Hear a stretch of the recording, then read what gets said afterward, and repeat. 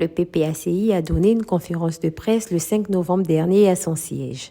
Le professeur Daniel DJ, qui a animé cette conférence de presse, s'est prononcé sur la poursuite judiciaire contre Damana Adia Picas ainsi que le dysfonctionnement dans la révision de la liste électorale.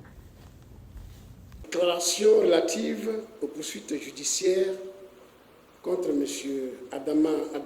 Damana Adia Picas, deuxième vice-président du CSP. Attendez par là, Conseil stratégique et politique du PPACI. 1.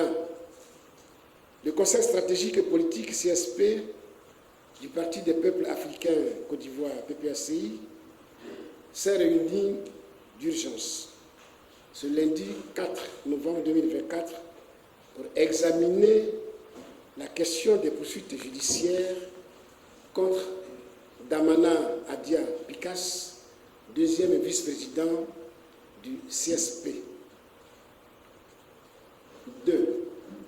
En effet, le deuxième vice-président Damana Adia Picas est convoqué à comparaître les 6, 7, 13 et 14 novembre 2024 en matière correctionnelle devant le tribunal de première instance d'Abidjan dans l'affaire dite l'attaque du camp militaire d'Anyama, survenue en 2020.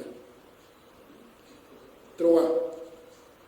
Les chefs d'accusation retenus contre M. Damana Adia Picas sont, entre autres, l'atteinte à la défense nationale, l'atteinte à la sûreté de l'État, l'association des malfaiteurs, les assassinats, le mercenariat et la détention illégale d'armes à feu.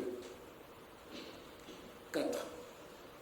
Le PPACI rappelle que ce procès pénal ainsi programmé fait suite à une longue procédure judiciaire déclenchée contre le vice-président Damana Adia Picas lorsqu'il a été convoqué par la cellule spéciale d'enquête et de lutte contre le terrorisme, où il a été mis en examen le 24 février 2023 par le juge d'instruction. 5. Le PPACI fait observer qu'après plus d'1 an et demi d'instruction, le dossier s'est révélé totalement vide. Les avocats qui s'attendaient donc à un abattement pur et simple des charges contre leurs clients ont été désagréablement surpris de constater que la justice ivoirienne a décidé de l'ouverture d'un procès. 6. Pour le PPACI, ce procès qui est une autre grossière provocation s'inscrit dans la logique bien connue du régime des musulmans de l'opposition politique et plus particulièrement dans un plan de neutralisation des principaux collaborateurs du président Laurent Gbagbo, le candidat du PPACI à l'élection présidentielle de 2025, à travers l'instrumentalisation de la justice. Ce plan a déjà démarré avec l'arrestation du secrétaire général adjoint d'Osso Charles Rodel le 5 octobre dernier, suivi de sa détention prolongée à ce jour. 7. Il n'échappe à personne que cette manœuvre vise aussi à détourner l'attention de l'opinion publique des revendications légitimes de l'opposition en général et du PPACI en particulier, qui sont, entre autres, la réinscription du président Laurent Gbagbo sur la liste électorale, la réforme de la commission électorale indépendante et l'audit de la liste électorale. 8.